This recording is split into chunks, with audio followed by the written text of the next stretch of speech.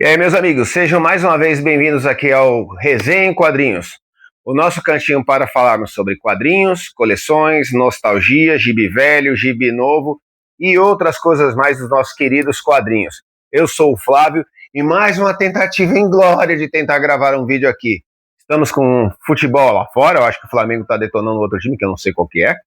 Meu vizinho está com síndrome pensando que é pica-pau, tô escutando barulho batucada na parede, a moto pipocando lá fora. Então, vai que vai. Estava eu pensando num vídeo para fazer para o canal. Aliás, já estava estudando, já tinha uns 3 videozinhos em mente. E hoje eu vi um vídeo lá do Minha Estante HQ, onde se falava sobre nostalgia, os bons tempos, quando ele simplesmente não tinha aquela correria, aquela angústia para ficar comprando os quadrinhos do mês.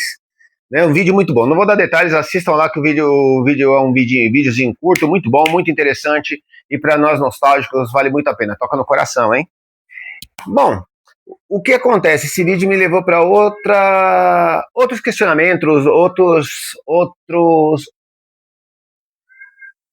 outras reflexões. Pois bem, será que é só eu? Ou vocês conseguem relacionar certas partes da sua vida, certas fases, momentos alegres, às vezes momentos tristes, com os quadrinhos? Então comecei a lembrar de uma coisa que eu converso com a minha esposa, e assim falou, é incrível, né, Flávio? Porque sempre que você fala de alguma coisa, tem um quadrinho ou tem algum desenho relacionado. E realmente. Então comecei a lembrar algumas coisas, poucas, porque não dá para colocar tudo, né? Socorou, então a vida é bem, graças a Deus, é um pouquinho longa. Então eu lembrei de alguns momentos, por exemplo, assim, momentos em que os quadrinhos estiveram presentes na minha vida. Aqueles momentos que você guarda. Um momento que eu sempre falo com o pessoal, e eu recordo bem, é quando criança, pequenininho, eu recordo muito dessa cena. Eu sentado num sofazinho, lembra aquele sofá de que todo cara tinha em casa, aquele sofá com aquele vinho meio rajado de madeira, tal, de curvinho. Eu sentado na sala, minha mãe lendo um gibi para mim do Morcego Vermelho. Ah, eu lembro, não sei se era do Pato Donald, de que era, mas a história em quadrinho que ela estava lendo para mim era o Morcego Vermelho. E vejam só, esse aí é um momento tão tenro, tão carinhoso assim, que eu lembro com muito carinho da minha mãe. Eu sempre lembro da minha mãe e lembro dessa cena. E uma coisa interessante desse momento, desse quadrinho, foi que aí que me deu aquela gana, aquele start de querer aprender a ler, porque era criancinha, pequenininho, acho que eu tinha 5 para 6 anos, e aí eu fiquei com aquela vontade de saber o que tinha naqueles balãozinhos, o que eram aqueles sinais, né? Esse foi um, que eu lembro muito bem. Eu lembro inclusive do quintal, que eu não sei que casa de pobre que é a gente, né? Pobrezinho, a gente sempre está construindo alguma coisa, fazendo puxadinho para lá e para cá. Eu lembro muito bem disso na época. Olha como é. Outra coisa que eu lembro bem foi quando eu fui servir ao serviço militar. Eu estava indo para o quartel, lembro muito bem, aqui no centro de São Paulo, e indo a caminho, não lembro se foi na Praça do Patriarca, propriamente dito, foi uma banca daquelas, acho que foi na própria Praça da Sé. E eu encontrei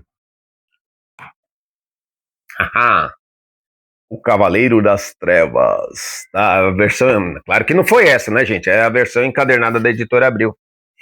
E eu lembro bastante disso, porque quando eu fui para o quartel, eram 30 dias de internato, né? Eu só voltava para casa no final de semana. Gente, eu acho que eu li aquele gibi umas 30 vezes enquanto eu estava no quartel. Ele me acompanhou muito. Fora que foi um divisor de águas no quadrinho, né? Porque não só para a história dos quadrinhos, vamos dizer assim, mundial, da DC de super-heróis naquele momento, mas na minha trajetória como leitor, porque eu fiquei impressionado. Eu tinha outras leituras do Batman, mas realmente aquela história me puxou. Inclusive, olha essa âncora puxando outra. Eu lembro que naquela época era o ano de 1988. E naquele ano, na banca, ao lado do quartel onde eu pegava o ônibus para voltar para minha casa, eu encontrei no mesmo ano, claro, foram meses diferentes, eu encontrei acho que era graphic novel, era Crash, do Homem de Ferro, que foi aquela primeira história em quadrinhos que foi totalmente produzida por computação gráfica, né? Eu falo para vocês que eu odiei. Hoje pode até ser histórico, mas eu não gostei daquela história, não. E posteriormente a essa, eu encontrei aquela Batman Digital Justice, né? Que era um encadernadinho um pouquinho melhor, que também não era lá essas coisas a história. Tinha até uma taminha um pouquinho melhor, mas o que pegava muito era aqueles quadrinhos desenhados por computador. Hoje qualquer moleque vai ler aquilo lá vai dar risada na nossa cara, né? Então, para vocês verem, foi o ano de 1988, meus 18 anos. E eu creio que dali que eu comecei a ficar mais aficionado pelos quadrinhos de super-heróis. Outro evento, já estou pegando aqui, né? Eu lembro, olha só, eu estava às vésperas de ficar noivo, minha namorada, que hoje é minha esposa, e eu fui buscar ela num curso de inglês. Era lá no bairro Penha de França, aqui em São Paulo. À noite, busão, passei por uma banca e encontrei esse encadernadinho aqui, tá? O primeiro encadernadinho do formatinho da Editora Abril, gente, da Crise nas Infinitas Terras. Eu, eu lembro muito bem o que eu estava fazendo, lembro até a roupa que a minha namorada estava naquela época, vê como que é.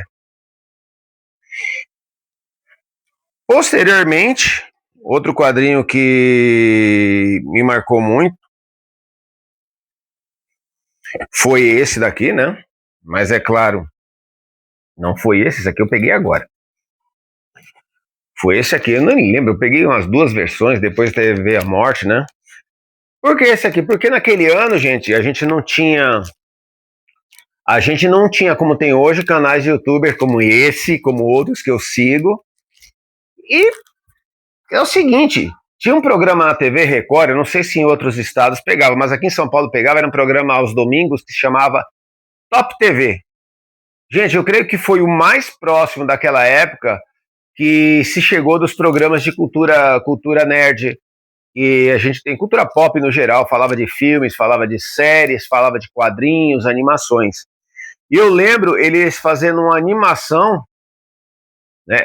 Tem até o canal, até hoje, é o PH Top TV, que era o PH do Top TV, ele que fazia a narração. Tinha uma apresentadora, que eu me esqueço o nome agora, mas tinha esse PH que ele fez a narração da morte do Superman. Eu lembro muito bem, se bobear, eu devo ter gravado alguma fita VHS aqui em casa. Não chama de velho não, que eu ainda tenho um VHS funcionando, hein? Eu não assisto, mas eu sei que essa fita tem em algum lugar. Se eu achar, eu vou passar ela para um vídeo e jogo no canal, tá?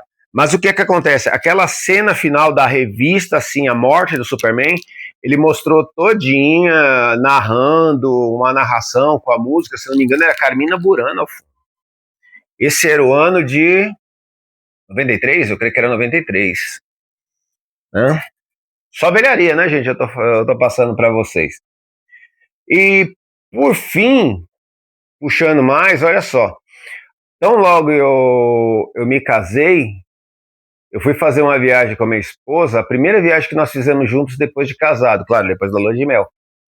E eu lembro que foi depois da morte do Super-Homem que eu encontrei na banca, na rodoviária, nós voltando. Nossa, era um tempo gostoso. Sou solteiro, a gente fazia tudo de condução, não tinha carro, não tinha nada, começando a vida nós dois.